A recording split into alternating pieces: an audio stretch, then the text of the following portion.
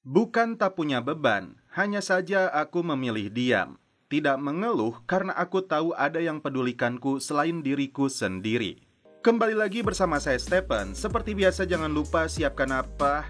Ya tentunya kopi dan Nutbray untuk menemani kalian dalam menonton alur cerita film ini. Selamat menyaksikan dan celepot!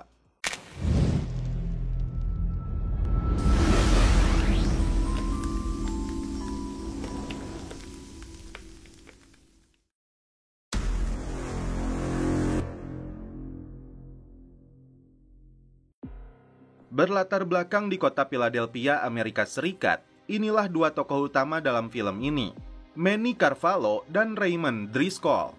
Kita panggil mereka Manny dan Ray, dua sahabat yang nekat menyamar jadi agen DEA untuk merampok di sebuah rumah yang dijadikan tempat peredaran narkoboy kecil-kecilan. Setelah melihat si pemilik rumah menggelar transaksi dengan pelanggan, Manny dan Ray mulai beraksi. Manny bertugas melumpuhkan si pria di bawah todongan shotgun. Sedangkan Ray masuk dari belakang untuk menciduk seorang wanita yang sedang meracik tipung awis.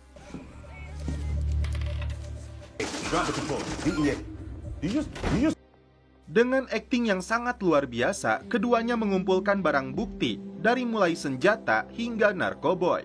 Ray yang sedikit bodoh dan konyol bertanya siapa kepala rumah tangga di rumah ini karena iuran sampahnya belum dibayar. Tiba-tiba terdengar suara tembakan di lantai atas. Ray mengira ada bos mereka di atas sana. Dipaksanya untuk menyerahkan diri. Namun ternyata seorang bocil yang tidak sengaja menarik pelatu. Di saat Ray menceritakan dongeng tidur, Manny melakukan penggeledahan padahal untuk merampok uang yang ada di rumah ini. Keduanya langsung kabur setelah Ray menemukan uangnya. Think about what I say. They gonna play your ass. Told you babies are dangerous. Dalam perjalanan pulang, Ray diingatkan agar tidak tolol karena dia hampir menembak seorang bocah. Agar perampokan selanjutnya berjalan mulus dan aman, Manny mengusulkan untuk merekrut anggota baru yang bertugas di depan pintu. Kembali ke rumah, Ray tinggal dengan ibu angkatnya yang bernama Teresa. Di kamarnya ini, Ray menyimpan seluruh uang hasil rampokan dan senjata yang dia gunakan dalam setiap aksinya. Ray sempat melihat hasil medis rumah sakit, tapi Teresa tidak mau memberitahu hasil diagnosanya. Yang jelas, Teresa membutuhkan $10.000 untuk mengobati penyakitnya. Tapi Teresa tidak terlalu mempedulikan kesehatannya. Di sore hari, Manny kembali datang menjemput Ray. Dia membawa teman lama mereka yang bernama Rick yang baru saja keluar dari penjara. Karena itu, di hari ulang tahunnya, Ray mendapat kejutan dari Teresa. Persis ketika Ray yang saat itu masih bocah memutuskan untuk tinggal bersama Teresa setelah ditinggalkan ayahnya. Ternyata Ray dan Rick pernah bekerja sama, tapi hubungan keduanya tidak terlalu harmonis. Di sini Ray dan Manny menceritakan kegiatan mereka selama ini sebagai perampok khusus pengedar narkoboy setelah kota Philadelphia diserbu barang haram tersebut. Layaknya agen DEA asli, keduanya bertindak secara profesional, tegas dan terukur. Paham dengan pekerjaan mereka, Rick menilai di kota ini kepala kalian akan diledakkan untuk 2.000 perak per orang. Tapi jika mereka mau melakukan aksi di wilayahnya, maka uang yang jauh lebih besar bisa mereka dapatkan. Sebenarnya, Ray tidak terlalu tertarik, tapi tidak bisa dipungkiri dia membutuhkan uang $10.000 untuk biaya pengobatan Teresa. Begitupun dengan Manny yang ingin memberikan tempat tinggal yang layak untuk istrinya. Singkat cerita, Ray datang ke rumah Manny yang sedang menggelar pesta dengan Sherry. Sherry tidak tahu pekerjaan asli Manny dan Ray yang sesungguhnya. Setelah mendapat lokasi yang dikirimkan oleh Rick, keesokan harinya Ray melakukan pengintaian di sebuah gudang yang berada di Oatsville. Ray mengingat kejadian lama saat dekat dengan seorang wanita. Tapi sesuatu terjadi ketika Ray mengajaknya teler saat mengendarai mobil. Singkat cerita, di malam hari, Ray, Manny, dan Rick mulai beraksi untuk merampok pabrik narkoboy. Mereka akan masuk secara bersamaan dari arah yang berbeda sesuai kode yang dikirim dari radio. Selain itu, Ray mengingatkan tidak boleh satupun yang melepaskan tembakan karena di dalam pabrik tersebut banyak bahan kimia berbahaya yang mudah meledak. Mereka tidak menyadari petaka besar akan terjadi di tempat ini. Layaknya tim DEA asli, aksi penyergapan pun dimulai. DEA! This is fucking DEA, bitch! Get Tiba-tiba, seorang wanita bernama Mina muncul menodongkan senjata sambil memanggil pria bernama Jack yang sedang meracik narkoboy. Di luar dugaan, ini yang terjadi. Karena ulah si Rick yang boloho, korban berjatuhan. Rick sendiri akhirnya tewas. I'll get you out of here, okay? Rick. Manny hanya bisa diam terpaku, ingin segera pergi, tapi Ray menyuruhnya untuk mencari uangnya terlebih dulu. Ray menemukan satu tas penuh uang, sedangkan Manny melihat puluhan botol bahan kimia untuk pembuatan narkoboy. Mereka terkejut karena wanita yang terkena tembakan itu tiba-tiba menghilang. Untuk menghilangkan jejak, keduanya memutuskan membakar gudang ini. Sebelum kabur, mereka tidak menyadari salah satu radio HT-nya terjatuh. Dari kaca spion, mereka melihat sebuah mobil datang ke gudang tersebut. Belum terungkap siapa sosoknya, namun dia menemukan radio HT-nya. Diduga sebagai bos dari pemilik pabrik narkoboy tersebut, Ray dan Manny disarankan untuk meninggalkan uang dan narkoboy yang mereka rampok. Sebagai imbalannya, masalah ini dianggap selesai. Tapi keduanya memutuskan untuk tetap kabur setelah lebih dulu melemparkan HT-nya. Singkat cerita, tim kepolisian tiba di TKP. Terlihat Nina dilarikan ke rumah sakit untuk mendapatkan perawatan karena luka tembak di lehernya. Di tempat persembunyian, Ray dan Manny menghitung uang hasil rampokan. Pimpinan DEA yang bernama Mark datang menjenguk Nina. Karena tidak bisa bicara, Nina menulis para pelaku penyerangan menggunakan lencana DEA. Dan karena itu dia merasa telah dipermainkan. Faktanya, ternyata Mina ini seorang agen DEA yang sedang menyamar di pabrik narkoboy itu.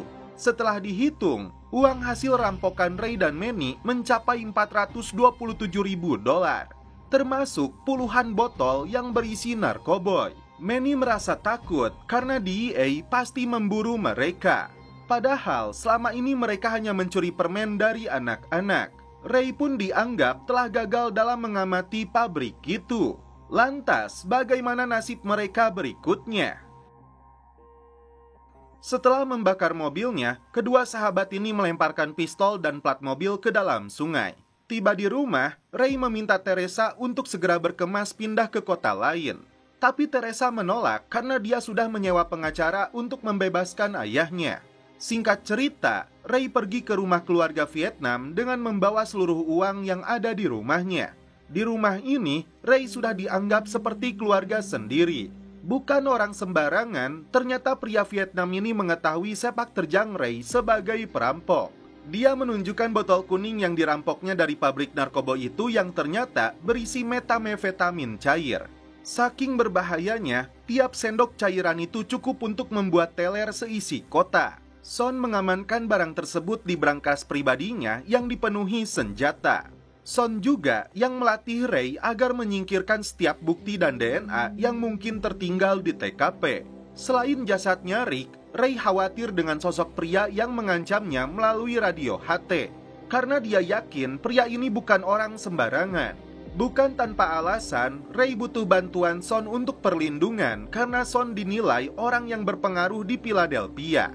Di malam harinya, Ray dan Manny mengamankan 2 tas uang hasil rampokannya di sebuah garasi tempat penyimpanan barang. Ray meminta Manny untuk memberikan jatahnya kepada Teresa jika sesuatu terjadi kepada dirinya. Manny penasaran apakah ayahnya Ray yang dipenjara dengan Rick mengetahui dengan pekerjaan mereka. Singkat cerita, Ray datang ke penjara untuk bertemu dengan ayahnya yang bernama Bart. Belum terungkap kasus apa yang menyebabkan Bart mendekam di penjara ini. Ray hanya ingin tahu apakah ayahnya menceritakan tentang dirinya kepada Rick sebelum dia bebas. Dia juga heran kenapa Teresa mencari pengacara untuk ayahnya ini. Karena menurutnya, Bart lebih aman tinggal di penjara. Setelah didesak, Bart mengaku pernah menceritakan tentang pekerjaan Ray kepada pria kulit putih bernama Danny Lobeck. seorang pimpinan gangster yang dijuluki tukang gali kebon. Singkat cerita, Ray dan Manny datang ke markasnya si Danny. Namun ternyata mereka menemukan keluarga gangster ini sudah dibantai habis. Manny yang khawatir Sherry akan menjadi sasaran, dia langsung meneleponnya agar segera pergi keluar kota. Di luar dugaan, karena menggunakan rompi anti peluru, Ray kembali bangkit menghabisi pelaku yang hampir membunuh Manny. Pelaku lainnya yang tertembak di kaki dipaksa menyerah. Tapi ini yang terjadi. Sebelum pergi, Ray merampas ponsel milik pelaku. Setelah membersihkan mobil, Manny membersihkan cipratan darah di lehernya. Tiba-tiba ponsel itu berdering. Ray memutuskan untuk mengangkatnya. Ternyata sosok misterius ini menugaskan si pembunuh bayaran untuk melanjutkan misinya membunuh Ray. Tim kepolisian melakukan olah TKP.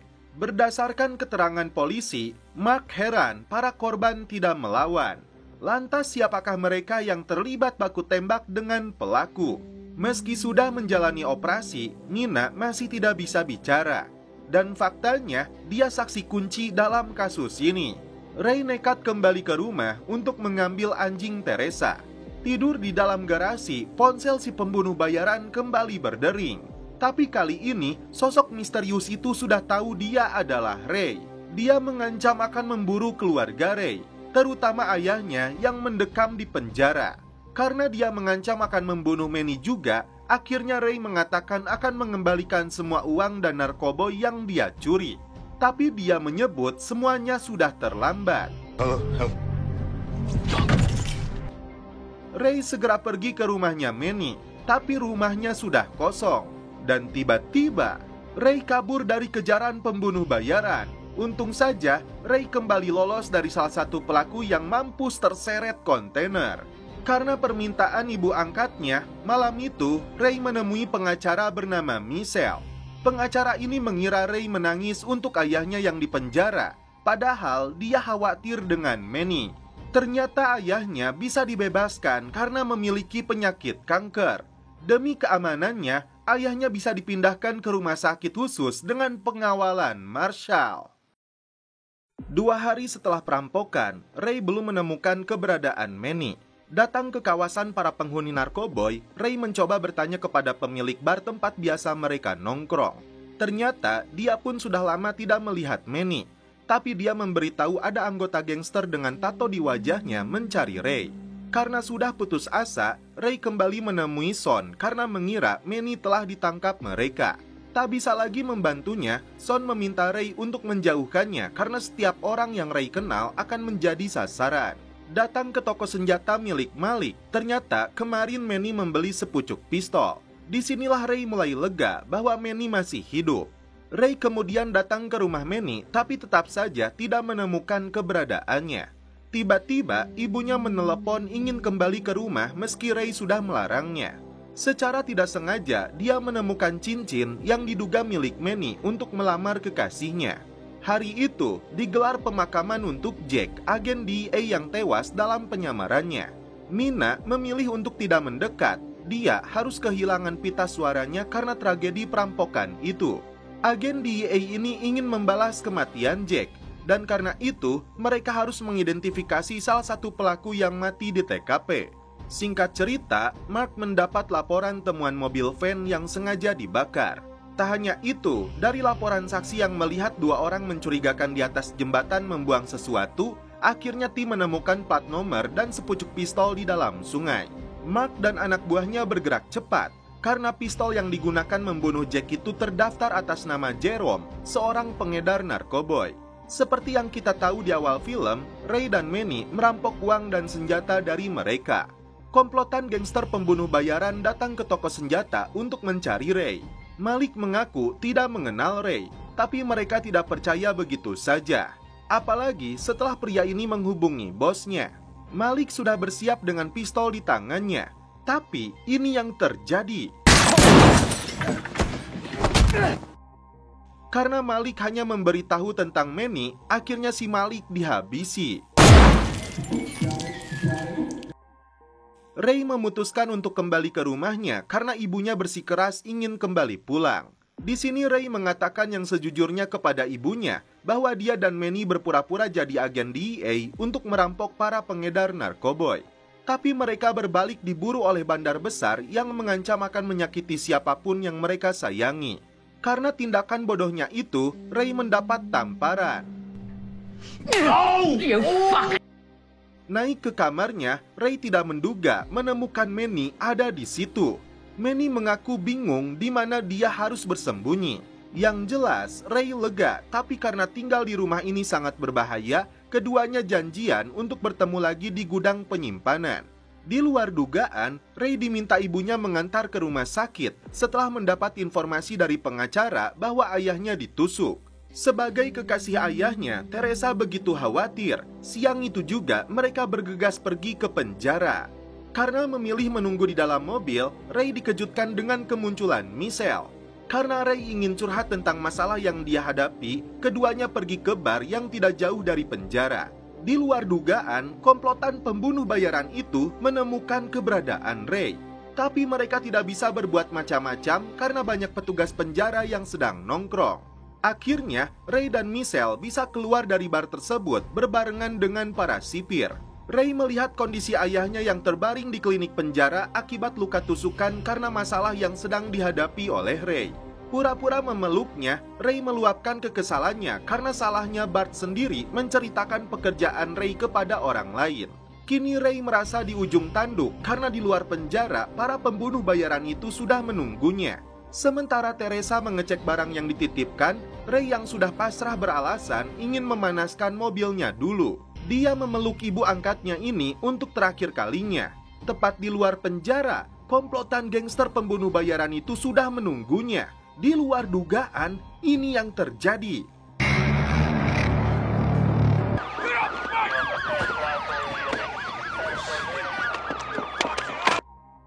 Ternyata tim kepolisian sudah lebih dulu menangkap mereka semua karena laporan dari Michelle. Tim DEA pun menyelidiki mantan jaksa penuntut itu karena mereka ingin tahu siapa kliennya. Mark menunjukkan sketsa wajah pelaku yang telah menembak Jack kepada Mina. Lolos dari upaya pembunuhan, di malam harinya Ray pergi ke gudang penyimpanan untuk menjemput Manny. Tiba di rumahnya, Ray hanya bisa melihat keributan yang terjadi antara Manny dan kekasihnya karena masalah yang mereka hadapi. Untuk meredakan amarah mereka, Ray memberikan cincin yang dia ambil agar Manny melamar Sherry yang akhirnya luluh. Santuy di luar rumah, Ray menemukan sebuah paket yang bertuliskan agar Ray mengembalikan barang yang dia curi. Di dalamnya ternyata potongan kelapanya Malik. 4 bulan sebelum perampokan, ternyata terjalin kisah asmara antara Jack dan Mina karena keduanya sama-sama bertugas di DEA. Padahal Jack sudah menikah.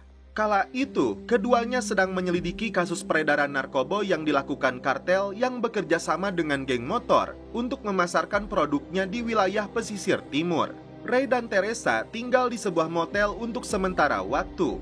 Diam-diam, Teresa menghubungi Bart tanpa sepengetahuan Ray.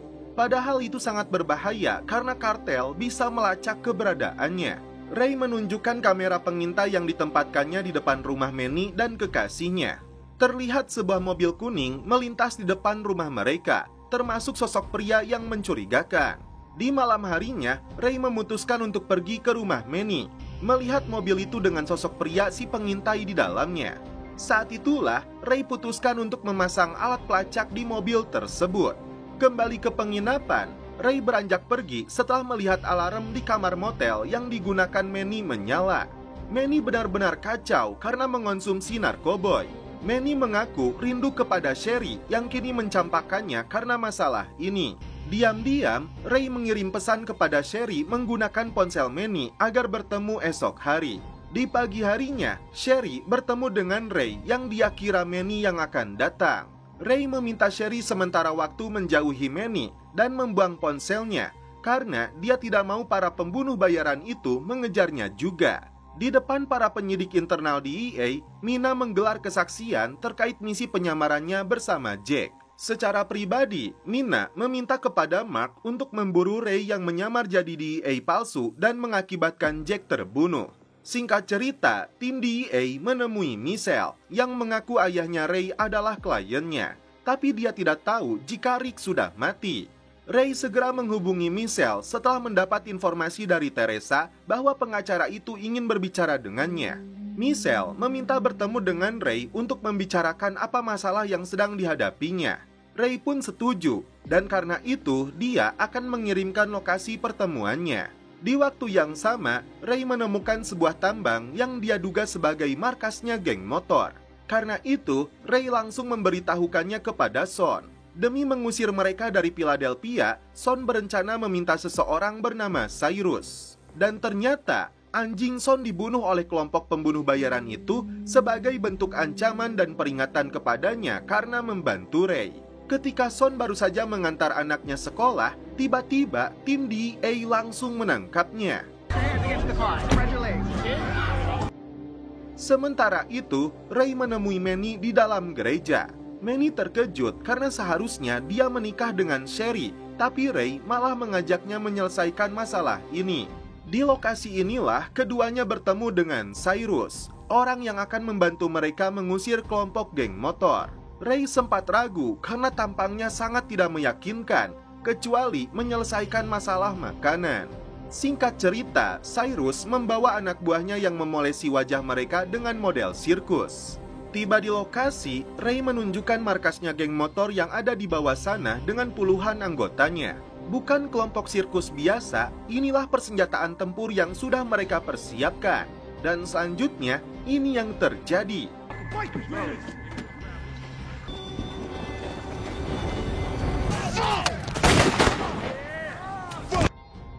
Di luar dugaan, kelompok geng motor itu sudah menempatkan penembak jitu di atas pepohonan.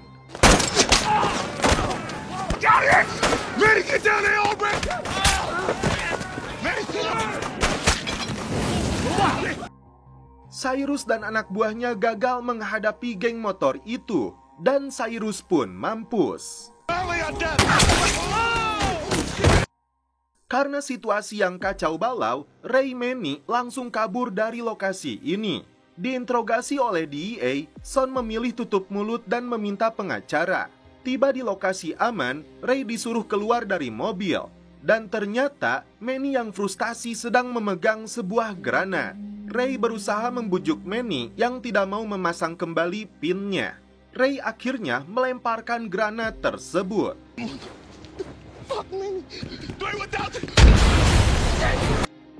Setelah itu, Ray bermaksud menemui Michelle di sebuah bar. Tapi Ray melihat beberapa orang mencurigakan yang dia duga akan menangkapnya. Akhirnya, Ray memutuskan untuk membatalkannya. Ray kecil mengingat kembali kebersamaan dengan ayahnya yang sangat menyayanginya. 6 minggu setelah perampokan, Ray dan Manny mulai menyadari status mereka sebagai buronan yang tak hanya diburu oleh kartel narkoboy dan geng motor, tapi oleh DEA setelah agen mereka terbunuh dalam kejadian malam itu. Bukan tanpa alasan, Ray yakin agen itu terlibat dalam bisnis ilegal. Sementara itu, Mina yang masih terpukul dengan kematian Jack melihat anak-anaknya Jack yang sedang bermain. Setelah itu, Mina menemui istrinya yang sudah tahu hubungan perselingkuhan dia dengan suaminya. Beralasan ingin mengambil foto, Mina menemukan 2 buah ponsel di laci kamarnya.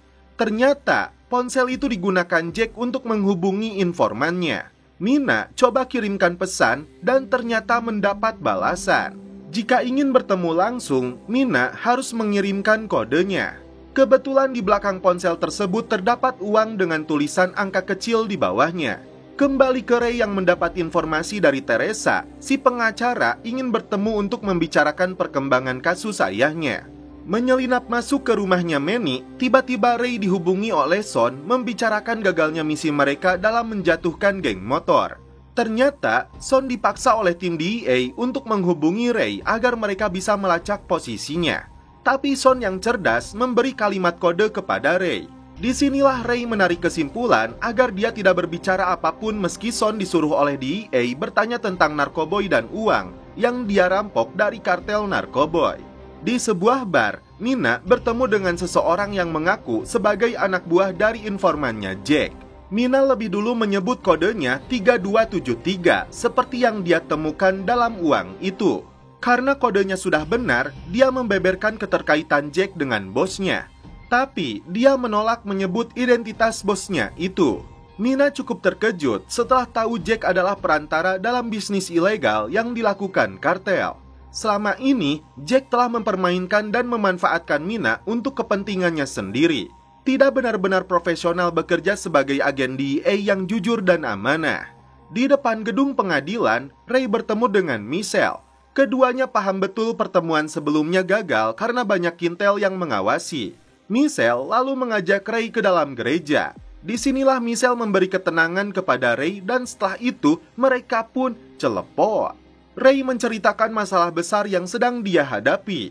Kembali ke rumah, Son kembali mendapat ancaman dari anggota gangster yang sedang memburu Ray. Menyadari dirinya telah dipermainkan oleh rekannya sendiri yang dia cintai, Mina bermaksud untuk bunuh diri. Tapi niat tersebut dia batalkan setelah Mina menghubungi saluran khusus bagi orang-orang yang sudah frustasi dengan hidupnya. Setelah mendapat pengecasan full dari pengacara cantik ini, Ray merasa lebih tenang menghadapi seluruh ujian dalam hidupnya. Michelle sendiri merasa nyaman dekat dengan Ray karena apapun kejahatan yang dia lakukan, pada dasarnya Ray orang yang baik dilihat dari cara Ray menyayangi Teresa, meski bukan ibu kandungnya sendiri. Setelah itu, Ray dan Manny datang menemui keluarga dari orang-orang yang terbunuh karena masalah mereka. Dari pengakuannya, ada seseorang yang dijuluki sebagai Englisher atau kurir, coba merekrut mereka semua untuk jadi pengedar narkoboy. Orang tersebut memberinya selembar uang dengan kode di dalamnya. Manny lebih dulu pergi ke tempat persembunyiannya. Sedangkan Ray melihat kode angka 3273 di dalam uang tersebut persis seperti yang Mina temukan. Di luar dugaan.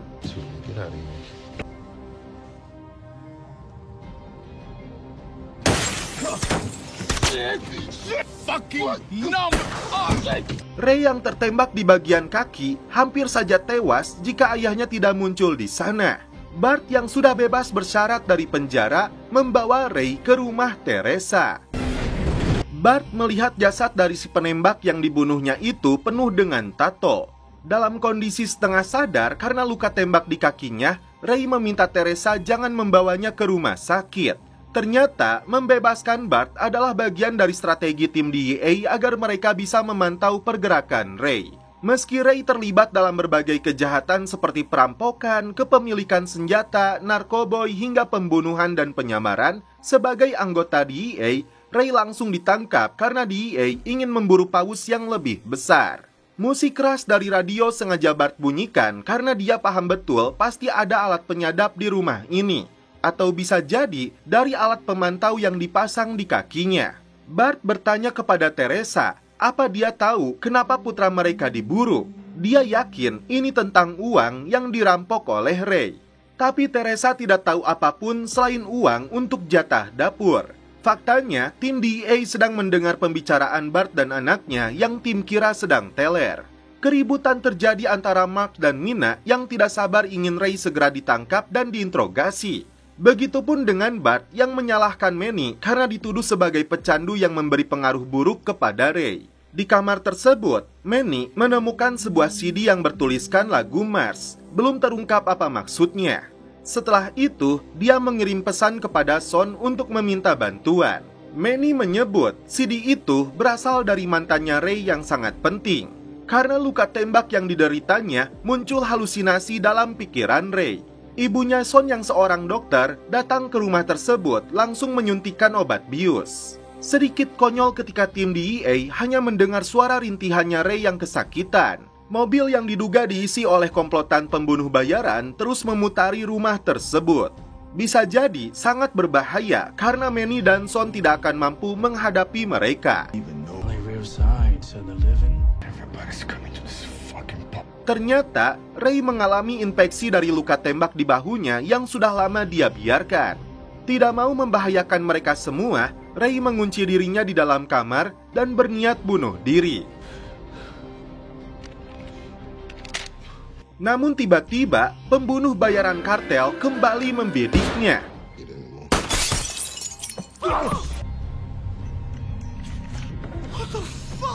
Sementara itu, Son dan Manny mencegat pelaku.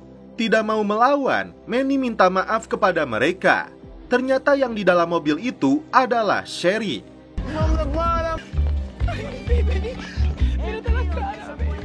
Karena rumah tersebut tidak aman lagi, Bart bersama Manny dan Son pergi membawa Ray.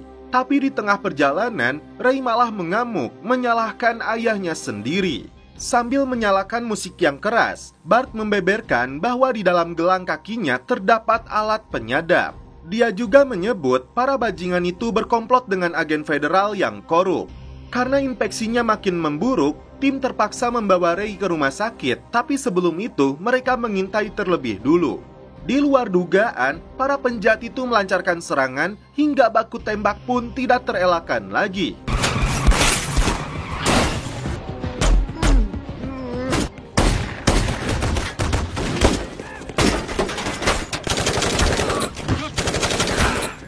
Son dan anak buahnya membantu Manny menghadapi komplotan gangster.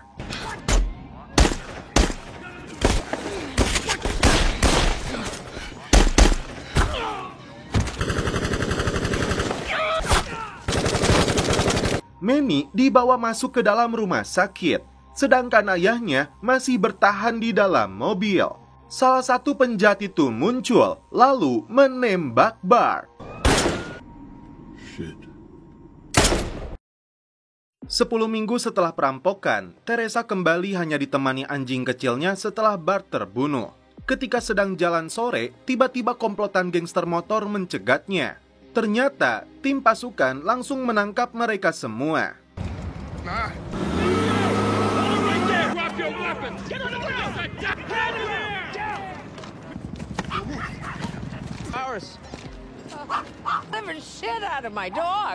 Teresa datang ke rumah sakit untuk melihat kondisi Ray yang mendapat perawatan medis dengan pengawalan ketat dari Marshall. Dan ternyata pembicaraan keduanya masih disadap oleh tim DEA. Sedangkan Manny mendekam di dalam penjara. Tak hanya kasus perampokan uang dan narkoboy, Ray dan Manny bisa didakwa dalam kasus pembunuhan ganda. Karena Ray tidak memberikan informasi apapun, giliran Manny yang didesak oleh tim DEA untuk buka mulut. Ternyata Ray dan Manny pertama kali bertemu di penjara anak. Ditanya tentang Rick yang tewas dalam perampokan itu, Manny tidak mau bersuara lagi sampai dihadirkan pengacara. Begitupun dengan Son yang ikut mendekam di dalam penjara. Dia diizinkan untuk berkomunikasi dengan keluarganya. Apakah Son memilih untuk melindungi Ray ataukah keluarganya dengan membeberkan semua yang dia tahu kepada DEA? Không cần phải hại bạn mình.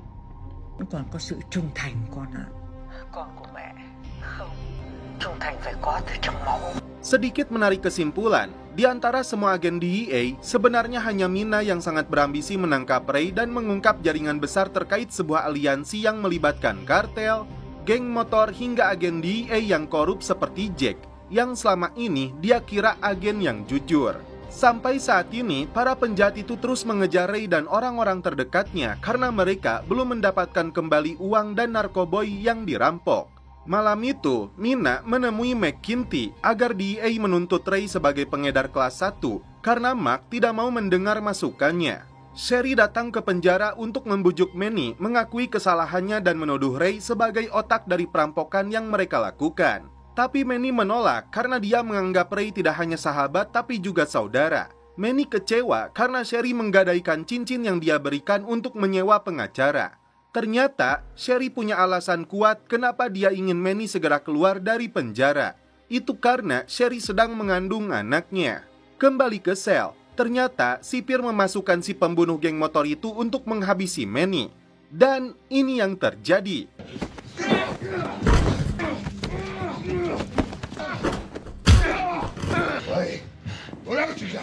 Meski wajahnya babak belur, Manny berhasil menghabisinya.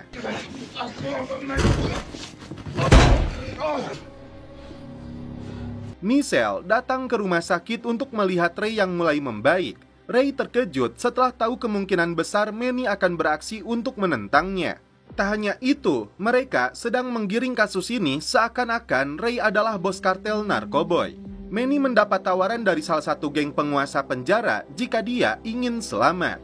Menjanjikan uang yang dia punya di luar sana, Manny meminta sesuatu agar bisa melalui malam ini. Singkat cerita, Ray dan Manny berada dalam mobil yang sama menuju gedung pengadilan. Perselisihan terjadi ketika Ray mengatakan Manny bebas membeberkan apapun yang dia mau di depan pengadilan. Tentu saja Manny tersinggung karena sahabatnya ini menuduh Manny telah berkhianat. Padahal selama ini Manny selalu melindunginya.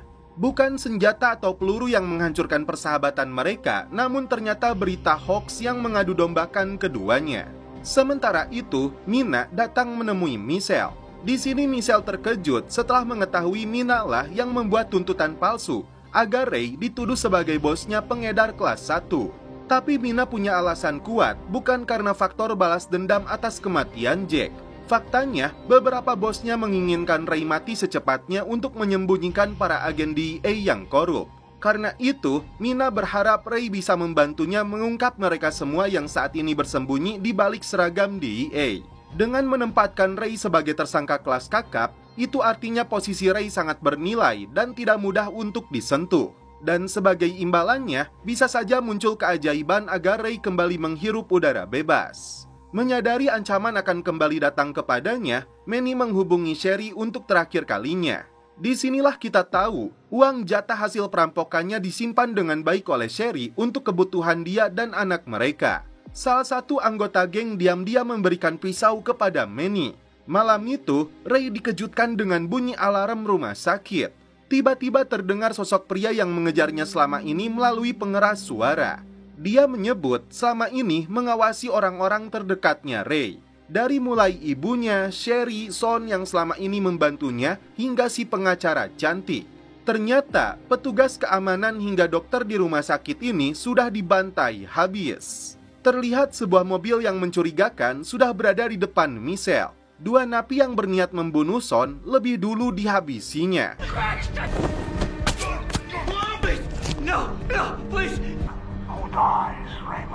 Ketika pintu lift terbuka, ternyata di luar dugaan, rupanya Manny memilih bunuh diri. Ray pun terkejut setelah mendapat informasi dari Michelle, sahabatnya itu telah meninggal dunia. Singkat cerita, tim DEA datang ke rumah sakit. Pria misterius itu kembali menghubungi Ray. Tidak mau lari lagi, Ray menantangnya untuk bertemu.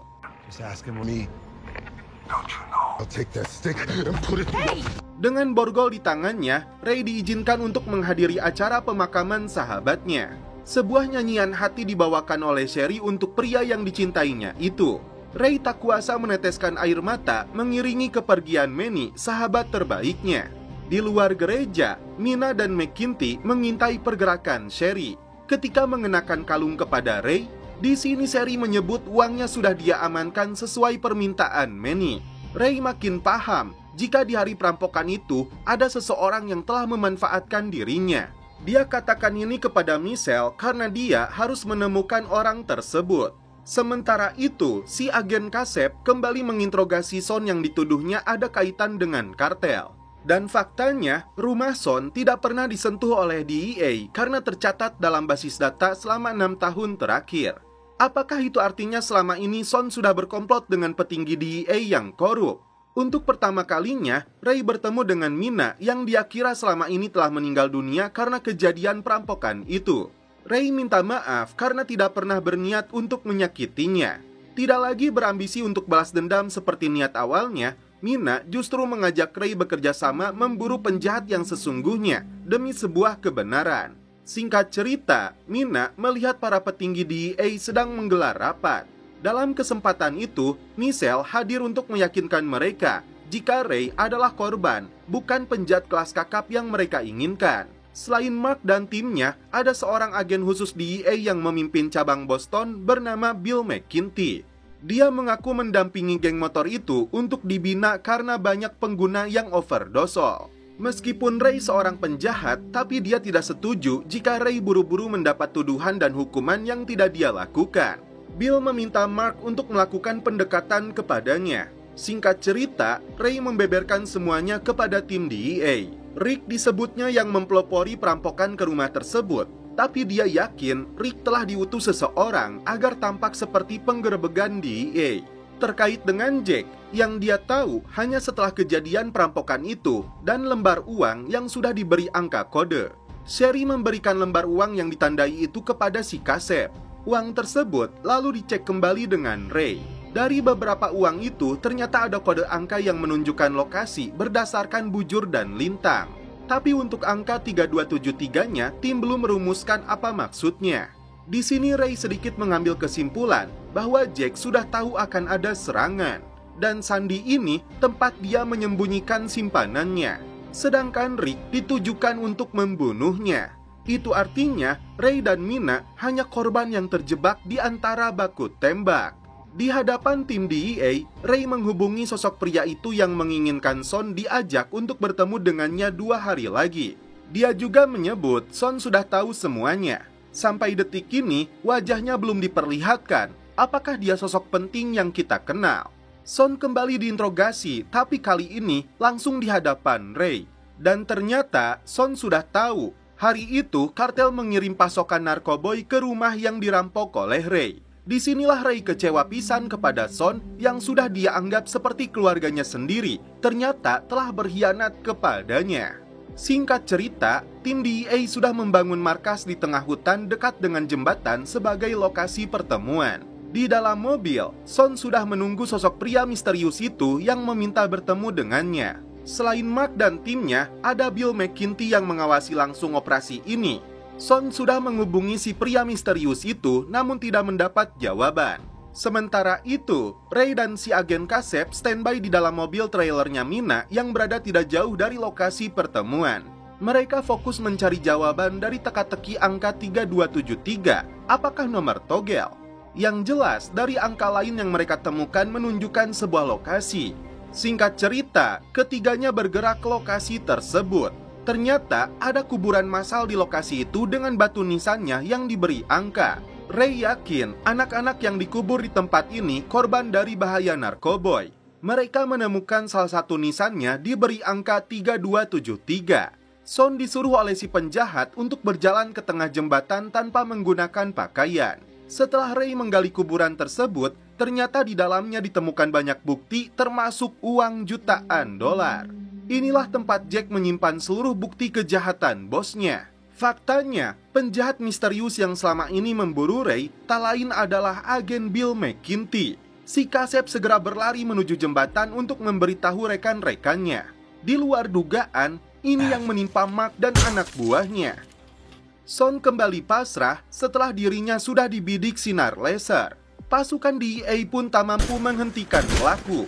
Selama 6 tahun terakhir, Son dan keluarganya sudah berkomplot dengan Bill dan juga kartel narkoboy. Thank you. Sorry to see you go. I know. Tiba di jembatan, si Kasep terlambat memberi peringatan kepada rekan-rekannya. Dan kini, Ray dan Mina yang menjadi sasaran. House and cop. Come back.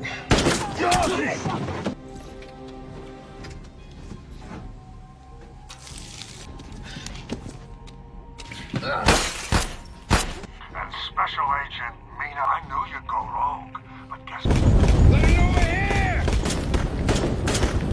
You are gonna live. We are. tell me that we've been through all of this, and you gonna Tak mau menyerah begitu saja, Ray mengajak Mina untuk melawan mereka.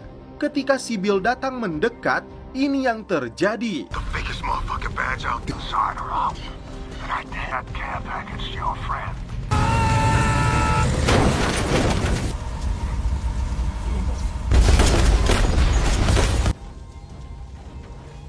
Agen DEA itu akhirnya mampus juga. Intinya, Son dan Bill yang menjadi dalang semua ini.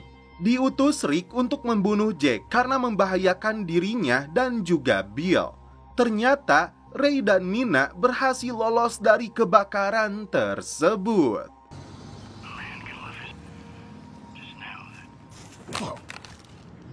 Hallelujah. Dan setelah itu, film pun berakhir. Oke guys, terima kasih yang sudah menonton sampai episode terakhir ini. Salam percelopotan duniawi, keep enjoy.